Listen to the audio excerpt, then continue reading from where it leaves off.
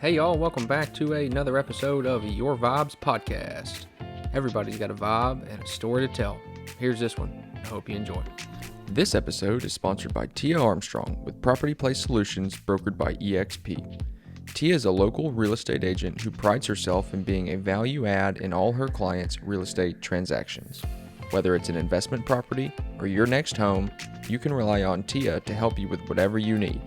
Check her out on her socials at Tia Armstrong or give her a call at 615-497-5336. We are off. Ladies and gentlemen, boys and girls, hold on to your hats.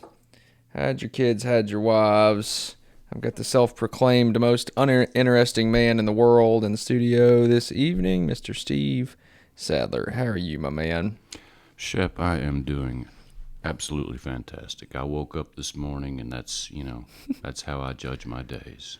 You wake up, roll out of bed. It is a fantastic time to be alive, though, isn't it? It's an amazing time to be alive. Mm-hmm. Anytime I gain consciousness in the morning and I wake up and hobble across the bedroom to the bathroom, I'm like, yeah, this is awesome. I'm alive. I can walk. There's not too many people that can say that.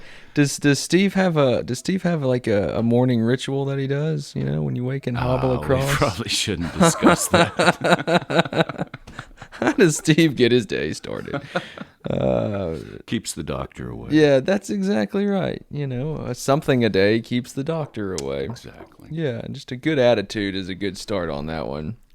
So Steve was, not necessarily ecstatic, but not necessarily resistive to coming on the podcast at all. He's, he feels like he has nothing to talk about, yet he's a very loved man around Dickson, and I've had a lot of people be excited about the episode. I don't know where this is going to go. We're just going to kind of talk about Steve, and there's always tangents to be had, and we can find little rabbit holes here and there as far as how things go and why they go that way, and maybe how they don't have to go that way anymore. Well, and what I've learned is that, I'm either a public hero or public enemy. It varies from week to week. Or day to day sometimes, yeah. Depending on how the Facebook Nazis decide to get after somebody, but you're living that life right there on the way it's supposed to be lived, right on the border of the yin and the yang, As I feel like subconsciously your daily goals are as much as mine is either be the order to somebody's chaos or the chaos to somebody's order. Some people just need to be, shaken up a little bit sometimes, or provided some sort of reassurance in whatever daily aspect, whether you believe it or not. You've helped me, our little lunches that we go to. Yeah. Cool. Just getting it off my chest to an open ear and a non-judgmental ear. Right. Steve's a good listener. Steve's been there, done that. Well, I'm 50 years old, man. I mean, I'm older than dirt, so. 50 years old. That's just halfway through the normal life expectancy. A little over. But Shep, I smoke like 2 packs a day. And, yeah. Steve's giving it all he's got. He's giving it all he's got, 100% a day. Coming sideways into the grave. Yeah, there we go. And all that stuff. But yeah, it's good, man. It's all good. Yeah. So, you're semi-retired at the moment. Is that how you would put it? For today. Sir. So today you woke up and you're like, I'm kind of retired. I was retired today. Okay. I may not be tomorrow, but yeah. Sure. Today. Sure. Yeah. Sure. And how long has that stint been? Since August. Oh. Yeah. August of this year? Yeah. Okay. So I'm newly retired. Newly retired. But yeah, we're running an experiment. We're trying to see, if the inmates can run the asylum, and it's like the Philadelphia experiment almost. I just don't need people stuck in walls. That's bad. Sure. But it seems to be working so far. I mean, we get a couple of complaints here and there, but I don't know any business that doesn't get a complaint every once in a while. Sure. All the staff are still getting paid, so it's all good. How do you deal with complaints? Or do you? I do, actually. Yeah. I'm very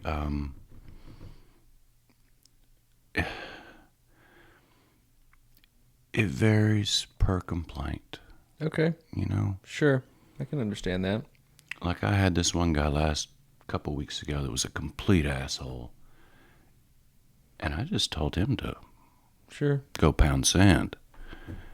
And then I had a lady that approached me on Facebook that was very polite and listed her concerns, and I gave her a full refund. You know? Sure. So It's all in how you approach it. you know, Yeah. Because it can go both ways. I feel you on that. When somebody that's just irate is going to get, a lot of times an equal and opposite response. It may not be an irate response, but it could have been on a lot better one, as far as sure. they could have deserved a lot better response. I agree, man. And people get what they deserve, and if you're going to be an asshole, then go pound sand, right? Well, and I would have said something different, but I'm trying to keep my language to a minimum on this, but Just let it flow, Steve-O. I do have to mark, so I did find out that my YouTube videos aren't able to have any kind of interaction because I mark them safe for kids. If you mark them not safe for kids, then people can comment on there. Okay. So all of my videos are marked. I went back and redid them all, marked not safe for children. It hasn't changed anything on the commenting, but now cool. people are able to get on there and do that. So I can just say like fuckity fuck fuck fuck. Fuckity fuck. Okay, Yeah, cool. sure. All right. Well, now that I know that, cool.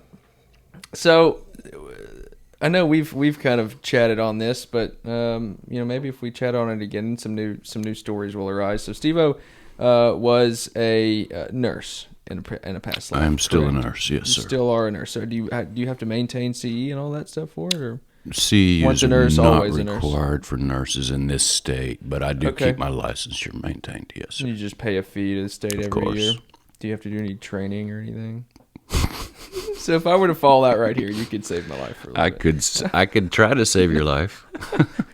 I actually did the Heimlich on a big ass dude in the Shoney's one time. My God, this dude was like 8 feet tall. And I'm eating lunch with my beautiful wife, man. And I hear this.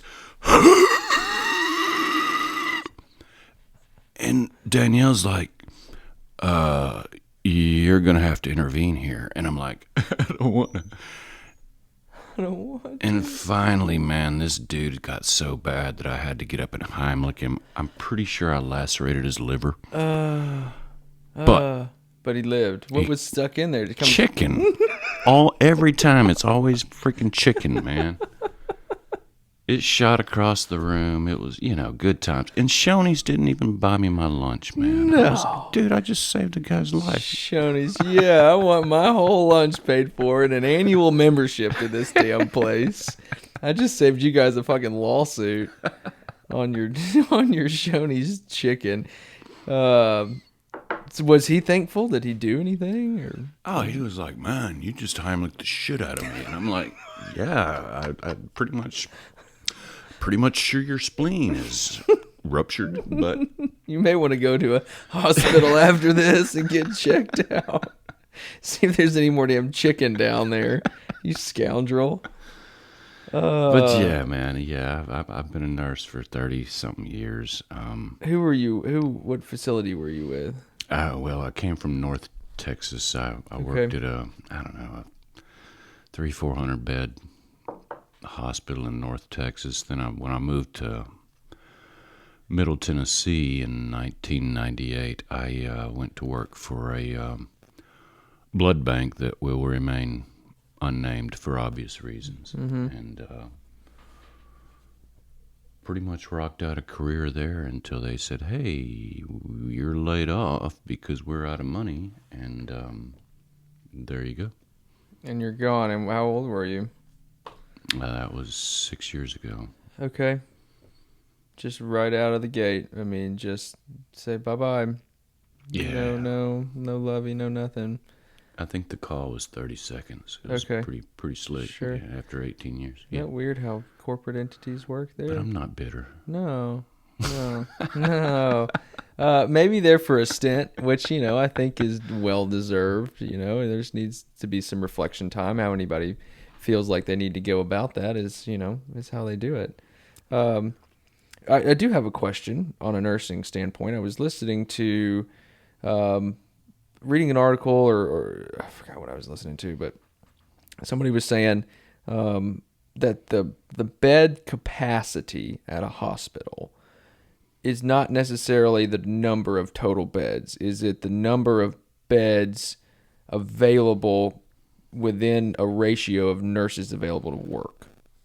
Is that how that goes? Now, see, man, I've been out of the business for essentially 18 years, but that is my understanding. If you do not have nurses, you can have places to lay down, but nobody can be in them because there's no nurse there to work. Like my business, man. Sure. We're going through a contraction period too, for obvious reasons.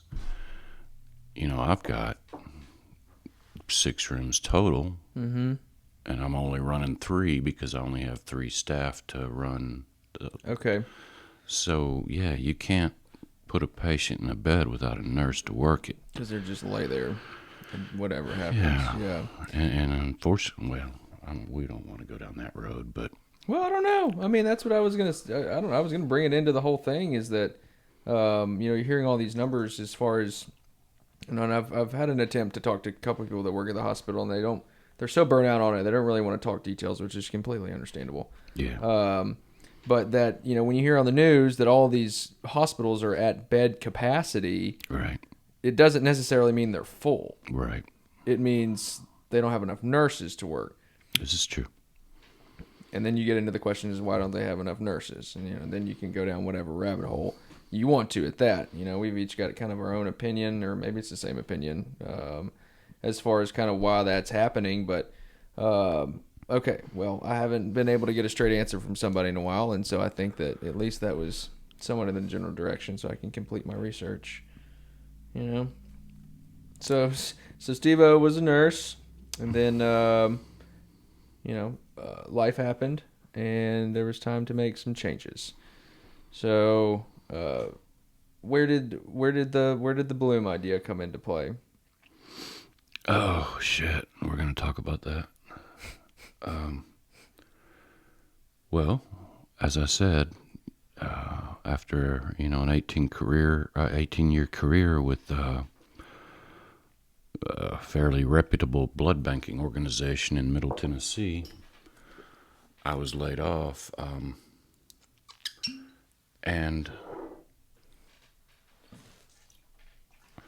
I kind of took a little,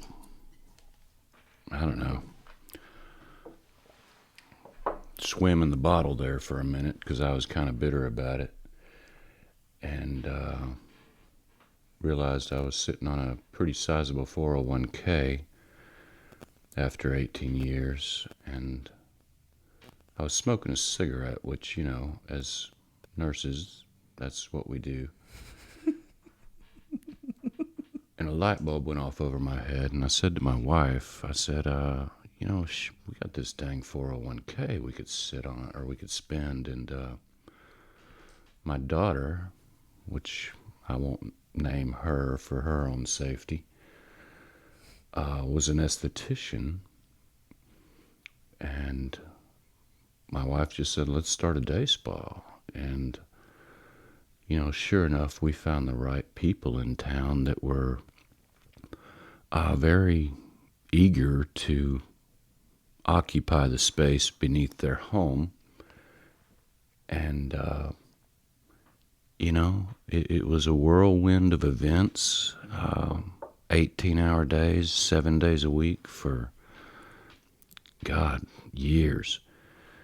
But it turned out okay. We've got,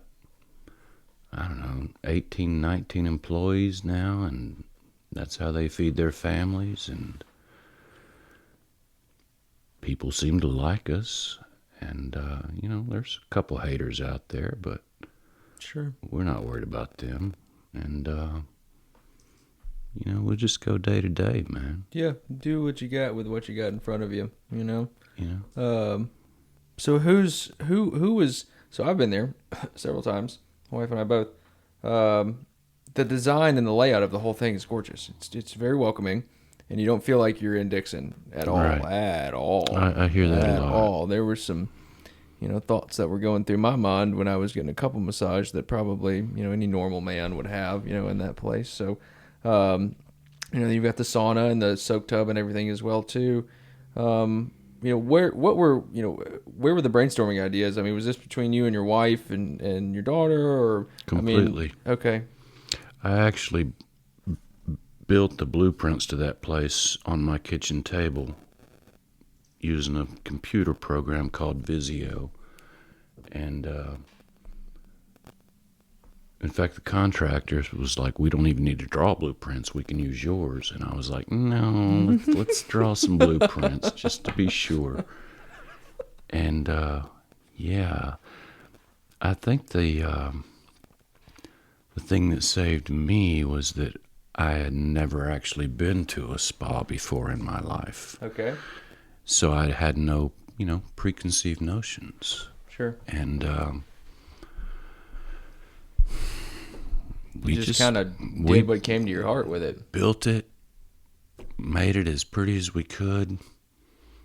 And, we have people come from all over the freaking country, literally. Wow.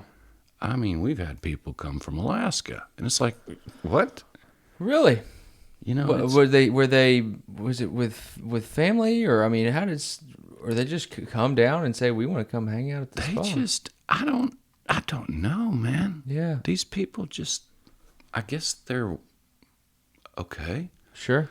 So they just travel around, going to different places. Huh. like spa hopping, Spa, that sounds like an expensive habit. Yeah.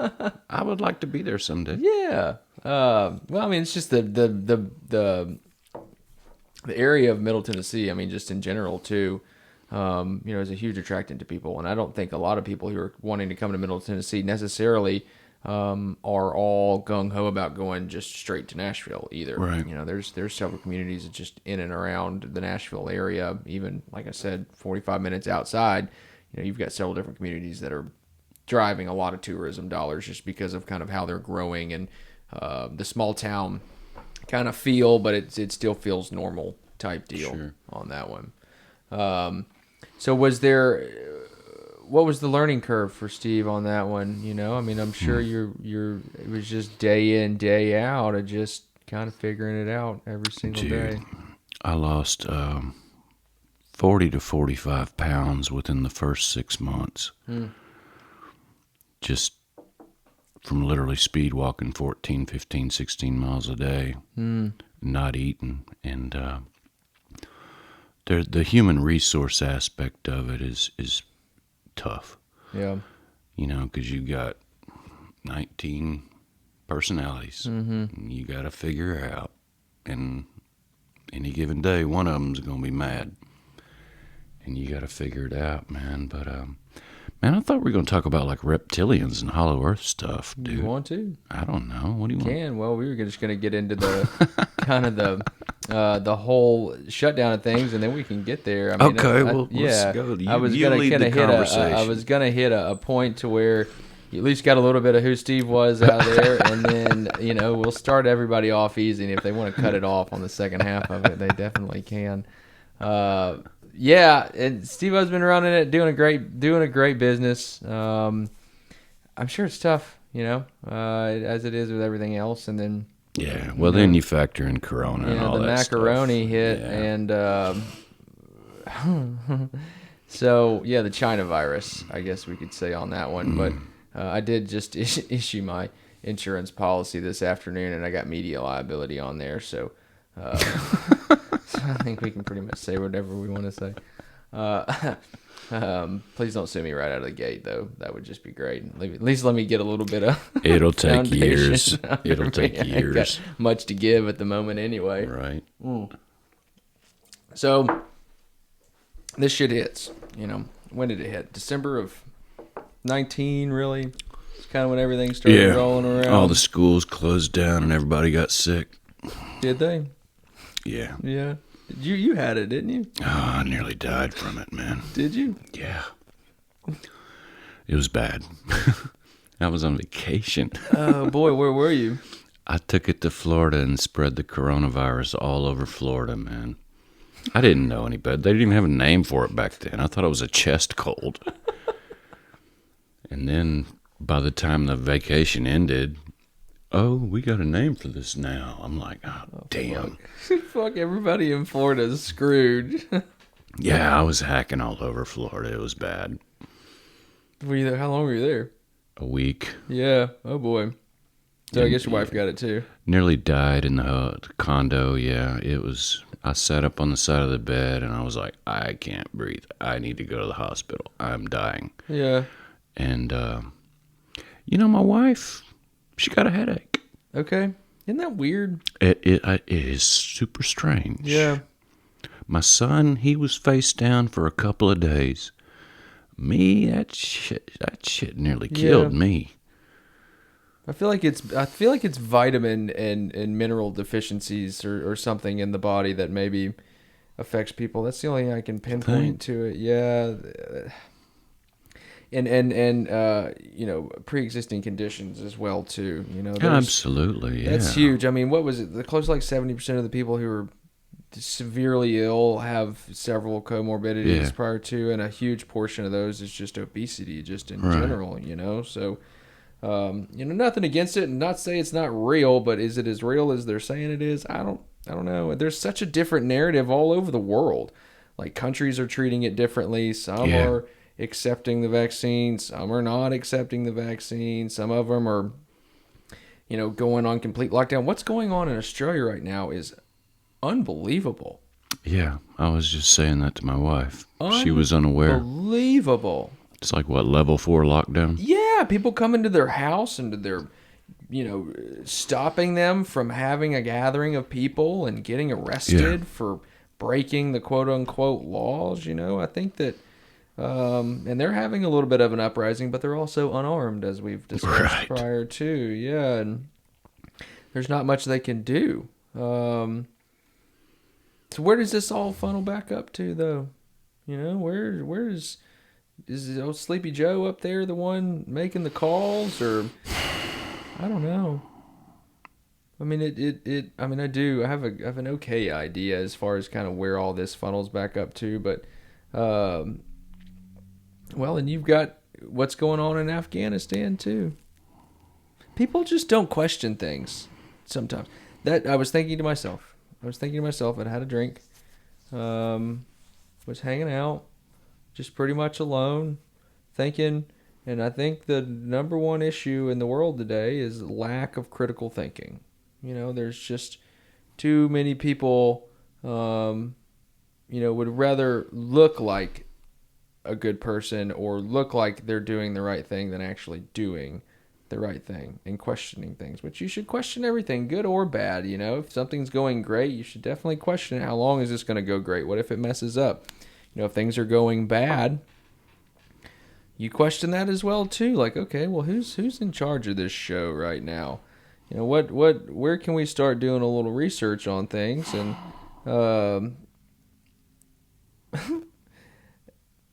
where else do you start as a leader?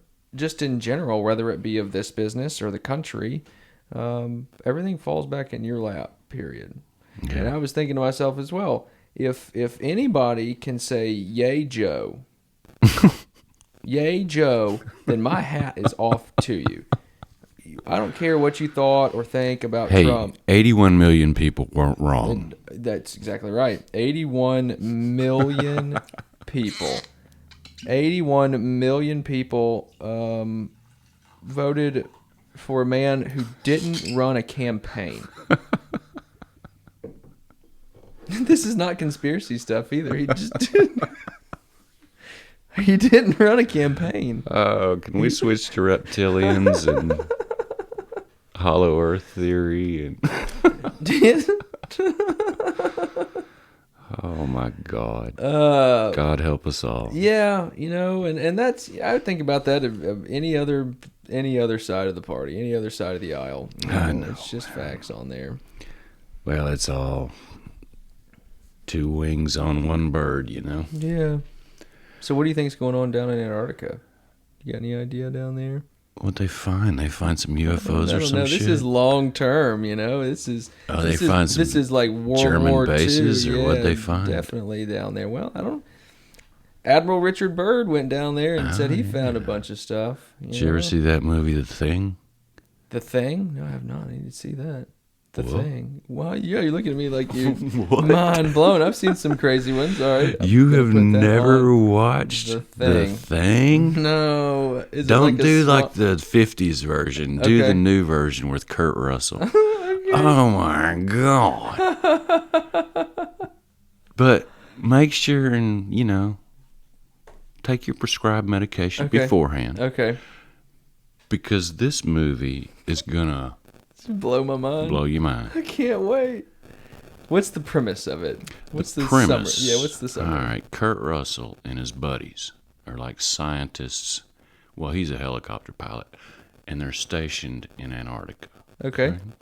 Well, they find this giant-ass UFO crashed under the ice. Okay. And they find this thing, this alien thing that's frozen in the ice. Well, they take it back to the lab, and that sucker thaws out and goes ape shit. Oh, boy. Everybody. Oh, boy. All right. How old are you? How have you not seen The Thing? I don't watch too terribly many movies. Okay. I'm a big documentary fan, and if like a movie gets mentioned in a documentary as far as, you and I are on the same page as far as this whole Operation Mockingbird and Operation High Jump and MK Ultra and the Philadelphia Experiment and all that's documented stuff. And so then they say it's no longer functioning, but So, but what everything pretty much everything boils down to is hide it in plain sight, right? Right. And best way to keep a secret. Hide it in plain sight, and then play it off like it's nothing. Sure. Play it off like it's just a joke, and. So I got to the point in my awakening process, I guess, to where then you start really looking at everything, critically and saying, okay, well, hold on a minute. This movie could actually be about something real. Mm-hmm. It could be hiding it in plain sight. And so I'll take, you could just pick and choose all different kinds of movies, but I'd kind of get my movie references from the documentaries I watched. You have these researchers who are talking on this specific topic, and they're like, oh, this movie, really plays into that, and is pretty accurate as far as kind of what my information has told me, and some of the descriptive language that they use. Apparently, Star Wars, it was George Lucas, right? Is that who it was? Yeah. Mm-hmm. Received that message via a higher type entity, apparently, from an interview, is that he was both given that information from government entities and also was some sort of medium for something and was able to compile that whole entire Star Wars series, and that's actually real. That's happening. So like the Solar Warden allegedly is like the space police for the most part, and that's kind of how the whole thing, the Death Star, all of that is legitimate and is not it is not being, obviously for obvious reasons, but it just, so are you literally high right now or on mushrooms? I'm high on life, baby. I'm always high on life. I wake up and I question everything. We are sipping a little bit of Woodford. I haven't even made it through my first cup yet, so he's a liar. That bottle is looking a little light. But no, actually, Elizabeth Coons on our last episode brought that to me. That was nice of her. Yeah, it was really nice. I like her. She's nice. She is so lovely. Like, it was a wonderful experience in that podcast. I had a great time. I was telling her, we didn't ever really get to hang out that much just in public. We're always so busy. And that's kind of one thing I love about this podcast is like you and I hang out. Not as much as I'd like to, but we do. We've gone to lunch several times and see each other around downtown. But a lot of these guests that I've had on here are people, obviously, that I just see out in networking things, right. And it's kind of this very shallow, Yeah. You try to get as personal as you can with people, and it takes repetitive repetitive interactions with them to really kind of build that relationship. But this podcast has really allowed me to snag those people that I do talk to on a service level and just kind of sit down and chat with them, you know, and then open up about kind of what the hell they think about life and what life is to them. And you know, I hate to bring it back around, but when you say that, that's the one thing that I've actually found to be one of the biggest blessings of the business I operate is that I've gotten to meet so many people. Yeah. And gotten to know them. You know what they do for a living, getting to know their feelings and their, you know, it's an amazing experience. It is an experience too. So, well, yeah. and not enough people take the time anymore, right, to really have a genuine conversation. Sure. A genuine conversation, you know, where both parties are just listening with an open ear and an open heart and compassion for that situation, you know, within the moment, you know, and then sometimes people don't want to be helped at all, you know. Right. Sometimes people just need somebody to fucking talk to. We interrupt this episode with a message from our sponsor. This episode is sponsored by Tia Armstrong with Property Place Solutions brokered by EXP. Tia is a local real estate agent who prides herself in being a value add in all her clients' real estate transactions. Whether it's an investment property or your next home, you can rely on Tia to help you with whatever you need. Check her out on her socials at Tia Armstrong or give her a call at 615-497-5336. Now let's get back to it and enjoy the rest of this episode. Right. Because I'm crazy. We know this. Yes, and things make sense up here, but I can't get them out to make sense out here. And sometimes they seem like they make sense up here, but when I get them out, I'm like, that doesn't make a damn bit of sense at all. Thank you for listening. Thank you. Until next time, you know. But that all goes back to the critical thinking. It's just this, and the reason I get the people I get on here is because they're different than your people, than your average Walmart consumer. Your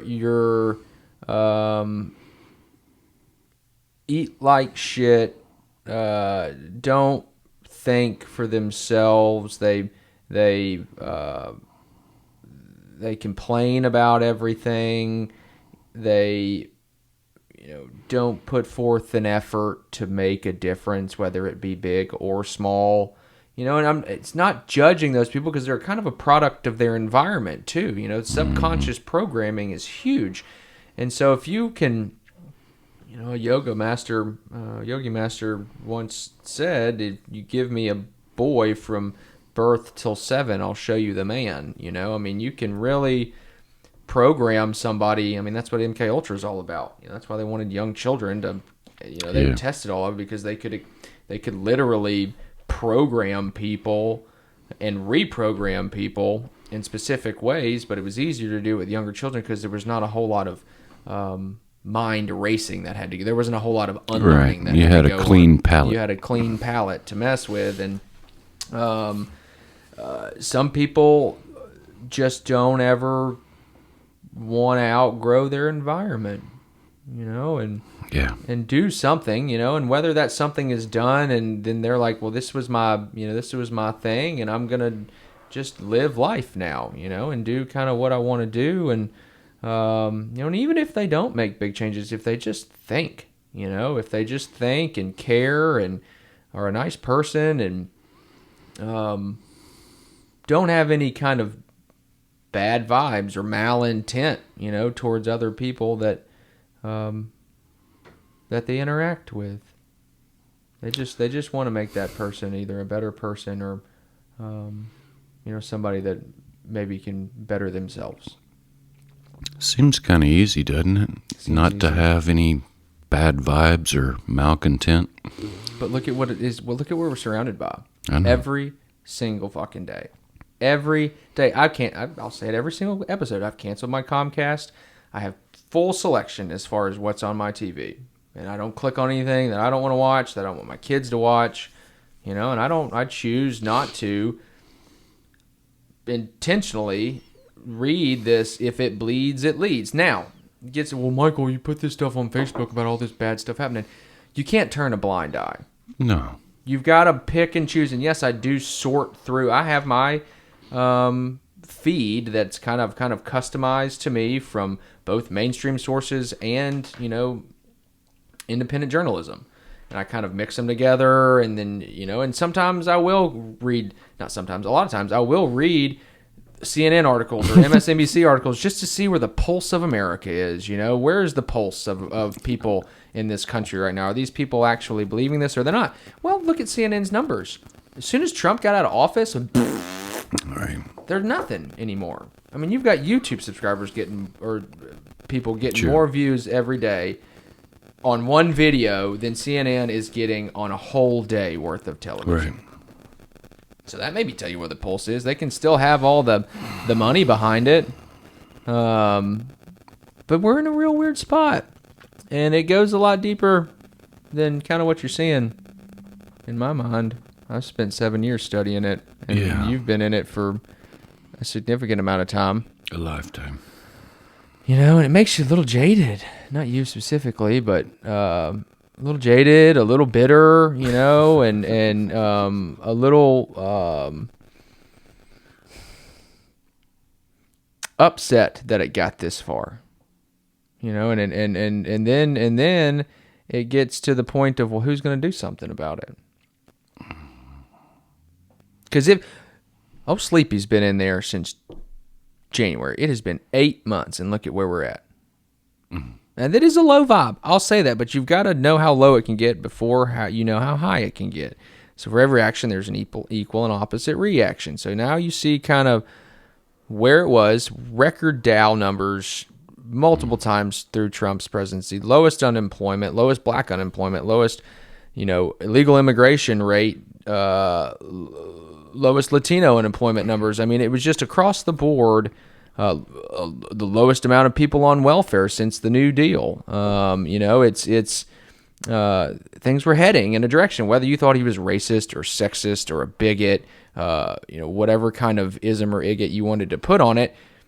If somebody wants to be non-judgmental, then just look at the numbers.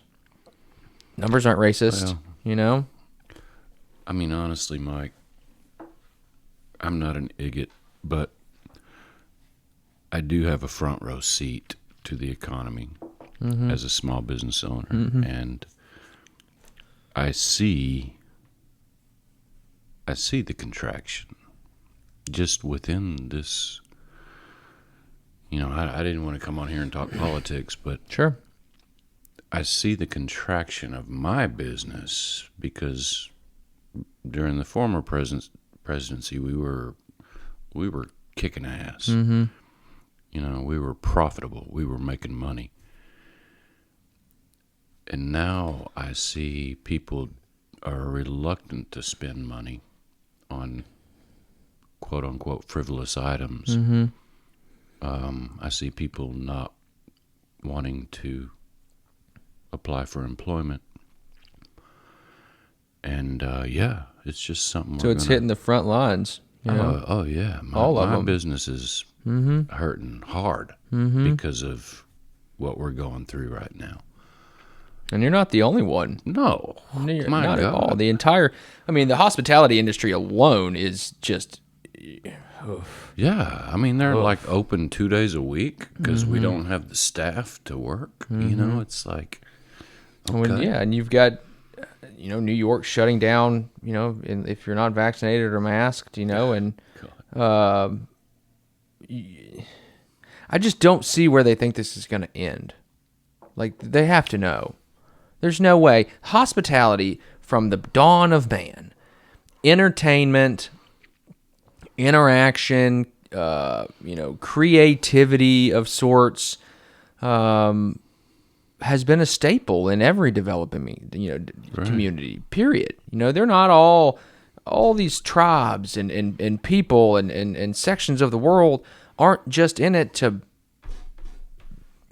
be a slave to the man for the most part. They need some relaxation. They need to go out to eat. They need a massage. They want to be able to afford all that stuff, but they don't want to have to be told what to do and how to do it. Right. Especially if the quote-unquote numbers aren't there. And people, I saw something the other day. I think there's only like 43, 44, 45% of people, if even that, are vaccinated. I think it's way lower than that. But you can tell that there's a questioning going on around here, and you're not looking at large numbers of people. This isn't any sort of majority rule whatsoever. This is, obviously there's a huge number of people out there that are questioning things, but they're being told to do it anyway. It's coming to a thing, and business owners are being told they have to do something too, how they're supposed to run their business. Can we talk about reptilian overlords? You want to do that? I'm totally fine. You start off the reptilians. You should talk about David Icke if you'd like to.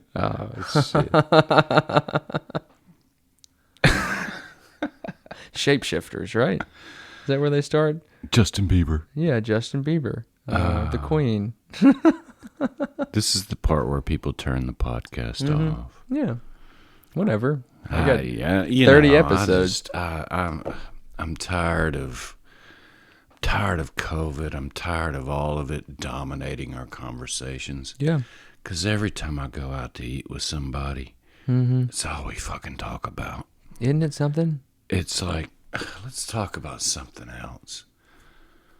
Let's talk about fucking anything. Can't even really talk about. You can't. But every topic you bring up, it's like, oh well, shit. It's linked. Sports. Oh God, what are they going to do with sports this year? Restaurants. Oh God. When people just stop doing those things, get to the point where we can't even have a fucking conversation about anything because you don't get to do anything. Now, big shout out to Dickson is that they're rocking and rolling. Good. Baby. Yeah. I'm the leadership here is great. With leadership here. Yep. The schools are, effectively kind of moving the way they need to, and good. We'll see. I mean, it changes day by day, but so you got some chickens, didn't you? You got some chickens, right? We'll change. I am a professional chicken farmer now. How many you got? I got 3. I want 3 more. I just got to figure out where to find them. But they're actually my wife's, and she's named them all. I forget their stupid-ass names. But one of them is not laying eggs, and she's about to be dinner. If she doesn't start kicking some eggs out of there. How does that happen? So was she laying eggs prior? She just stopped. I don't know if it was the heat. I don't know what happened. I'm not a chicken whisperer by any means, but I do enjoy holding them and petting them, and is it calming? It's very calming to pet a chicken. They're kind of an interesting animal. Do you talk to them?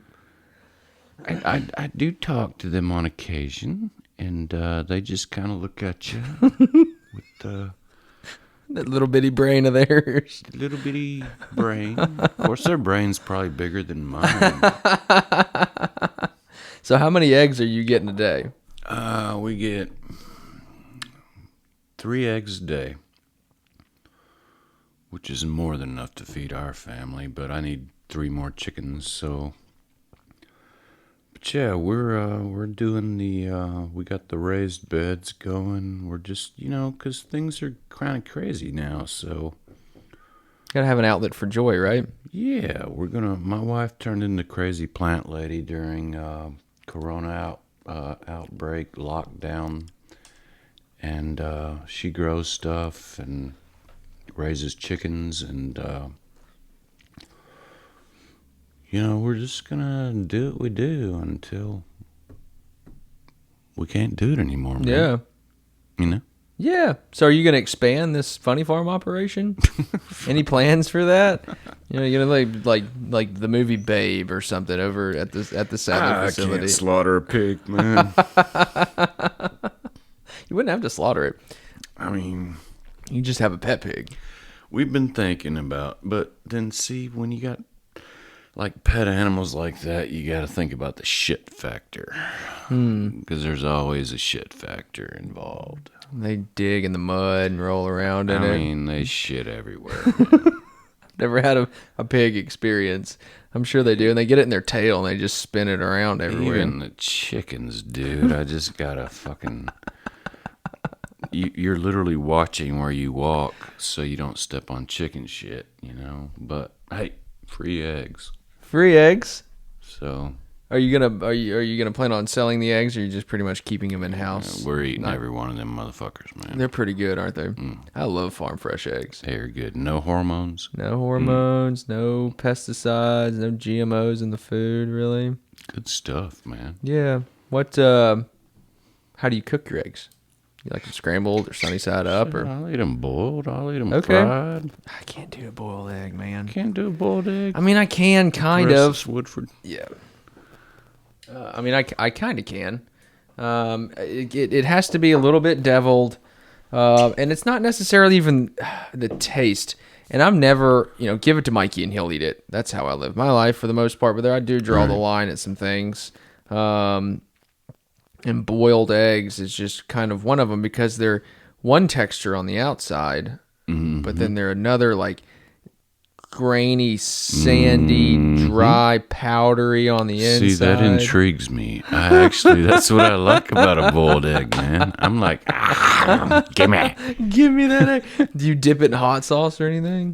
Pepper, man. Okay. Black pepper right on top of it. And just, do you make that noise when you eat it, too? I do, actually. I make that noise just for random. That's a good one.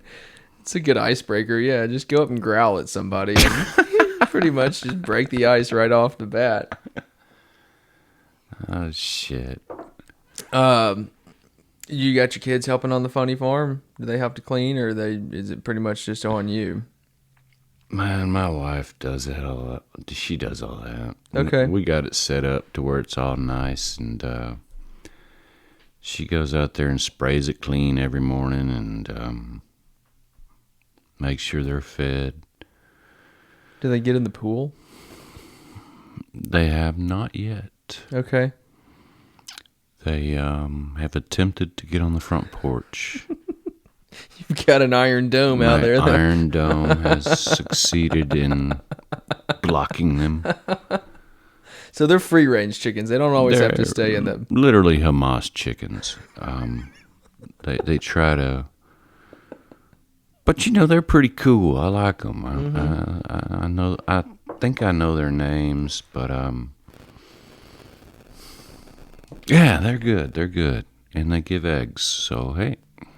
It's a symbiotic relationship, isn't it? It's a symbiotic relationship. I would recommend anybody with land, get you some laying hens. Where'd you get your hens?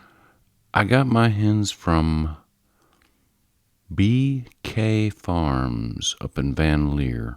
Okay. And I need to get 3 more. And it's a pretty big farm operation. I mean, I think they're Amish or some shit, so that makes them doubly cool. But yeah, they're awesome, man. And so, are you gonna get a rooster? No, probably not. No cock-a-doodle-doo for you. I just don't want to eat rooster sperm, man. That's true. I'm good with just a unfertilized egg. Rooster sperm. You see that white thing in the egg? That's rooster sperm, man. That's not what you want in your boiled egg, is it? No. It's an extra shot of protein, I guess, though, right? I mean, it wouldn't be the first time. Those Mennonites, man, that's an interesting community of people. Oh, they're amazing. And they do some great things. They're amazing, yeah. And they have... their communities are so self-sustainable. Absolutely. And it's wonderful because all of them kind of have their role, and they appreciate each other for doing that role, and they support each other in each other's role. There's obviously drama within a community, but there's a good core foundation as far as what needs to happen. You know, there's not all chiefs and no Indians, and it's not just a bunch of Indians. You know, it's not the. Well, they're hard workers, man. I mean, I've had some stuff built around my place by the Mennonites, and that shit's top notch, man. Good quality stuff, And good craftsman work. The price is like, are you kidding me? It's that low. So yeah, no, kudos to the Mennonites and the Amish around here, man. Phew, you guys are amazing. Yeah. I actually want to join your community. Yeah. What do you think it would take? Do you think they would accept us? No. Just be honest about that right off the bat. They would not accept us because we'd be like lizard men and Y'all don't even know what's going on. gray aliens, and they'd be like, "Get thee out!" Exiled from the community, right? You know. Kind of like Copernicus, you know, saying that the sun was the center of the universe when, you know, it's supposed to be the Earth, right? And the Earth is flat. Everybody knows that. The Earth is flat. That's a rabbit hole I spent some time on. I haven't quite fully committed to it yet. I haven't quite fully committed to a lot of things that I've gone down rabbit holes on before, but they're definitely worth going down if anybody's interested in expanding your thinking a little bit here and there. See, I can't do the flat Earth thing, man. Have you ever tried? That's what a lot of people said, and that's what I said prior to, but I tried. I did it. And conceptually it doesn't make sense, but the whole concept behind it is it's not necessarily flat. Okay, it's more like a frisbee. To where they're like, oh, why doesn't people just fall off the edge of the earth? I don't know. Okay, of course, all same questions that I had as well too. So we'll get into it, and then we can be done. We're at 50 minutes, but I'll throw a little flat Earth out there just a little bit. So there's a couple maps that have surfaced throughout that kind of show it, and then people kind of tied into some logos of global companies. That's kind of one of those hide it in plain sight kind of things. Okay, and this is where we can get back to Admiral Richard Byrd. And he didn't really start it. And there's a lot of indigenous drawings and paintings and several other things of how, and as we well know, those indigenous type people obviously didn't have the MK Ultra and the Operation Mockingbird that we have now to tell us what we're supposed to think. They either learned it or channeled it, or had chariots of fire come down, or whatever they described come and kind of tell them things. So kind of fast forward, Admiral Richard Byrd, after World War II, Hitler and his band of gypsies went down to Antarctica, and for whatever reason, and Admiral Byrd goes down there with several battleships, a little over 100 planes, and a few thousand men, along with some equipment and tanks and stuff like that as well too. Jeeps, and so they go down there, and two things in his diary, speaking of Hollow Earth, is that he recorded in his own personal diary that he found and was pulled into a gaping hole in where was Antarctica was supposed to be, taken into inner Earth. Agartha is kind of one of the main places in there. There are inner Earth maps out there, and allegedly there's a central sun. It's not the core of the Earth, allegedly the hollow Earth. Well, it still can be both flat and hollow. That blew my mind too. But there's a core Earth where when Atlantis, the lost city of Atlantis, it kind of outgrew its britches. They got a little too technologically advanced and egocentric about life, that there was kind of an earth change, a pole shift that went on, and that's where it sunk. It shifted. I don't know if necessarily sunk. I'm not on the theory that it sunk. Allegedly, Antarctica was once where Australia is now, and they have done core samples and show it to have once been a lush green environment, Antarctica. They've pulled out shit that looks like the rainforest from their core samples. So Richard Burr goes down there and allegedly runs into, not literally, but finds an ice wall that is hundreds of miles, if not that. He went as far as he could in either direction and never stopped it, 200 feet high. And he never really got to see over it, but allegedly it just went on and on and on and on and on for forever distance. And so you're like, what the hell? That doesn't make any sense. It's not this plot of land. He didn't just arrive on this kind of plot of land. It was just this kind of wall there. So allegedly, the flat Earth theory is that Antarctica, instead of it being a continent on the south pole of a globe model, it is literally an ice wall around the entire flat Earth, and that the North Pole is dead center of this Earth. So you're looking at it, and it looks more, and they're like, the curvature of the Earth. Well, a Frisbee has a little bit of a curvature as well, too.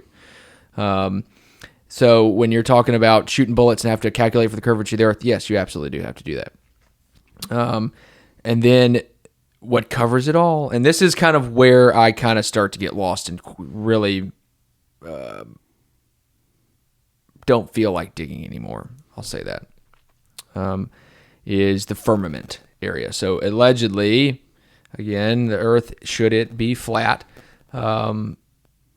as it said in the Bible, right? In Genesis, God created the firmament to separate the waters from the heavens and the waters of the earth. That there's this dome of sorts over the earth, and that we're pretty much in a snow globe of life. And if you want to go all the way back to Sumerian origins of some types of stories regarding the Anunnaki that came down and kind of, Enki and Enlil and taught them kind of the ways of man, that Earth, in essence, in kind of the most low vibe sense that you can get, is just one big galactic experiment, science experiment. Think about waking up every morning and that going through your head and how you would look at life. Christ, man. Right? I'm going to go commit suicide. To all my loyal followers out there, I enjoyed meeting you all. I will see you on the other side. But it doesn't take away, morality within itself. Like, there's still an opportunity, and I'm not committed to it, and so, but you have to kind of commit to it in order to put together a full story. Like, even if it is true, it doesn't mean all hope is lost. There's so much information out there as far as things that NASA does. I mean, hell, Operation Paperclip. Wernher von Braun was an ex-Nazi that should have been hung in front of the entire world on TV for what he did. But he was in charge of Disney. And he helped start NASA. Yeah. He literally helped. He was one of the lead engineers in starting NASA. And you know what else happened? Is that all the little 3-letter agencies within the United States were started within that same decade. We gave blanket citizenship to over 1,000 ex-Nazis and their family. Operation Paperclip, and let them do what they wanted. We got them. Russia didn't get them, though. Russia didn't fucking get them. They got some of them. The Nuremberg trials were just a show, though, So then you get into that. And then you get into that. And you take what's documented.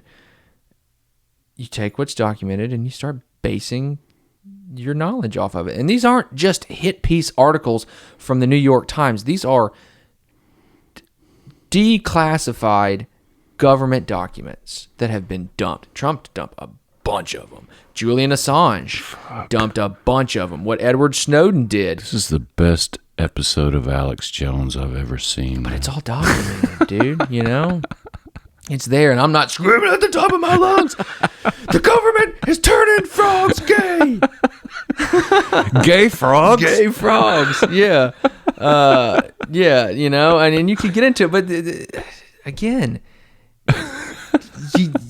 it's too easy to write it off as crazy. I know. It's too easy to just write it off as crazy. I know. And this is where the critical thinking comes into place. It's all there. But then you have to sprinkle in some humor. Yeah. Frogs are gay. Yeah, that Gay frogs. it's turned out to be true. Fucking empty. Damn it. We're done. Here, you want the rest of mine? I don't know. No, I'm not drinking. You have Corona. I'm not drinking after you. I've had a good conversation. I always enjoy hanging out with you, Mike. I think people wanted this episode. I don't know if they expected much out of it. I didn't expect much out of it. You've had a good time, though. You've seen you smile a little bit. You know.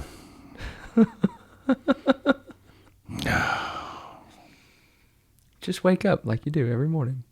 Stumble across the room. Go pee. Go pee. Do you have to get up in the middle of the night and pee? No, I'm good. My prostate's good. How about that? Congratulations, man. Thanks. That's a fucking milestone. Well, because I exercise it on a regular basis. You know. I think that's key to prostate health. Exercising it? Yeah. Yeah. You got to keep that prostate kind of exercised. Any tips for the masses on how to exercise?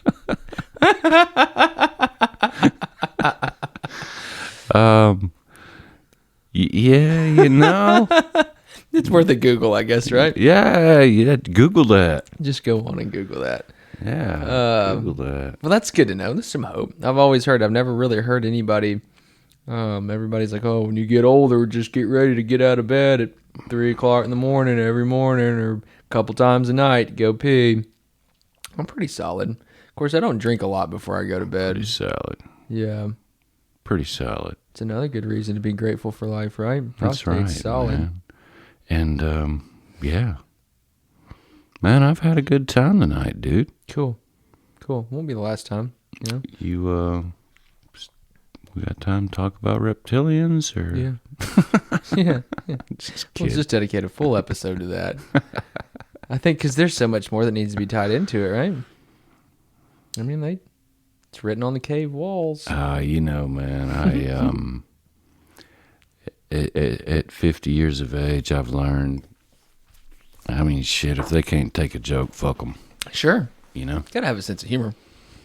And you've got to be willing to be the butt of the joke sometimes, too, and not take it personally. Absolutely. Not take it personally. I'm the butt of the joke a lot of the times, and I've learned just play right along with it, you know? Yeah. Give it back. Dish it back out. I've learned that. I don't give you a hard time unless I like you. What? Absolutely, dude. I'm going to give you a fist bump across the desk. Yeah, nice. That was a good one. Yeah, you know, I mean, I've been dragged down Main Street, and it was actually kind of enjoyable. Sure. To see that kind of publicity, even though it was quote-unquote negative publicity, sure. You know? I mean, it was still me getting dragged down Main Street. Sure. And, yeah. That's it. It's all good, You're man. still good. I mean, hell, look at Tom. You know, that boy can survive a damn round. You know, I mean, there's... Mr. Ice Cream Man. He's a good dude. I mean, I don't care what anybody thinks. He's well-meaning.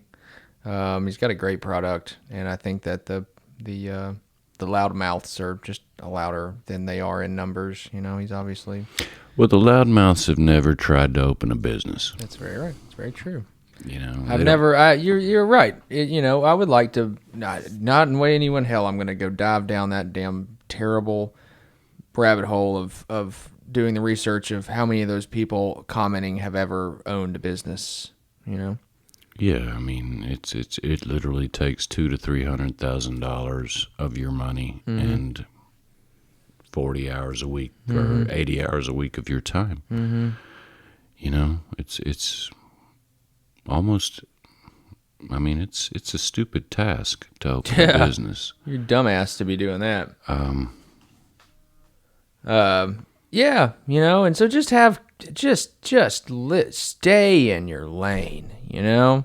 Ooh. Stay in your lane. Okay. Yeah, that's what I have to say to people before we get out of here. That's some pretty good advice. Stay in your own lane, you know? Just let people be. Or at least use your blinker. Yeah. Use your blinker and wave at them, you know, after they let you over, and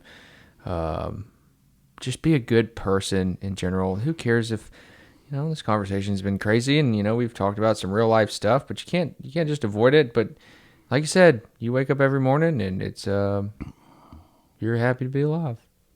which is so simple but yet so powerful. Amen. Yeah. Some people think things have to be so complicated to work. What's that sales pitch? KISS. Keep it simple, stupid. That's it. That's how life should be, just in general. Overcomplicating things makes people agitated. Well, that's enough for me tonight. Is that enough for you? It's enough for me, motherfucker. All right. Well, I appreciate you coming on. I appreciate You're you, a good shit. dude, and we'll continue our luncheons when we can get them in. And I did have to shift my Wednesday lunch to Tuesdays, so I think my Wednesdays are gonna. My granddad is doing a lot of stuff with his church. That's starting to do some stuff on Wednesdays, so I think my Wednesdays are about to open up. If we want to try to, I know where to find you at about 11:30. You know where to find me. Not too hard. Cool. Well, I hope you guys enjoyed it. A little bit different of an episode, whatever. That's kind of what I want. I want this to kind of be whatever it needs to be. I'm like almost 30 legitimate episodes in. I've done some specials and some short things as well too, but yeah, he waited 30 episodes to get me on here. What the fuck? Well, man? hey, I've got a good following now, so instead of just using you as a damn guinea pig, then right. I'm bringing the big guns when I get down the road. And I'm thinking about getting into some more. I know I'm going to some more niche topics. I can already kind of feel. I've got a decent pipeline of guests lined up over the next couple months, but I kind of feel like the cadence is getting a little maybe worn out. I don't know. Maybe not. People who listen seem to enjoy it and seem to enjoy people's stories, but maybe if I could get a little more topic-centered or reptilians. Yeah, reptilian overlords, Hollow Earth, and I started out doing that. I did 2 episodes, and they're probably 2 of the lowest viewed episodes. Me personally, I figured people will watch, just because it's me and it's my podcast. No, people really didn't care that much, so I stopped doing them, even though I got a lot to say. Yeah, so who knows? This is going to be kind of my mouthpiece, so. I'm starting an entertainment business as well, too. I don't know if that's ever been really kind of publicly announced, but I'll mention it at the end of the podcast, and we'll see how many people figure it out and ask me questions about it. Reptilians. Yeah, that's what I should have named it. Reptilian Overlord Entertainment. Think that would have gone over well?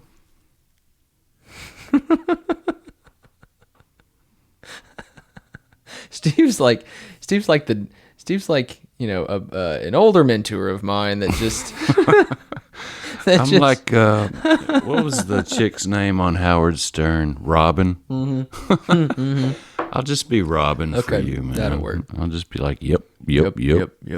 Just move this shit along. Let's just keep on moving. Cool. All right. Well, I hope you guys enjoyed it. I know I did. I've got just booked my next couple months, and I've got some killer guests coming up. Picked up a sponsor for the month too, so I think this is the last episode that Miss Tia Armstrong is sponsoring for the month. Picked up another good one for next month, so it's a lot easier to pick up one sponsor that pays for the full month than 4 different sponsors. But thanks again for listening. Truly appreciate it. Be sure to like, subscribe, and follow. Just helps me out quite a bit. And until next time, keep those vibes high. I know things are a little weird, but stay in your lane. Do your own thing. Be a happy person. Be a good person. Thanks again to Tia Armstrong with Property Place Solutions, brokered by EXP, for sponsoring this episode.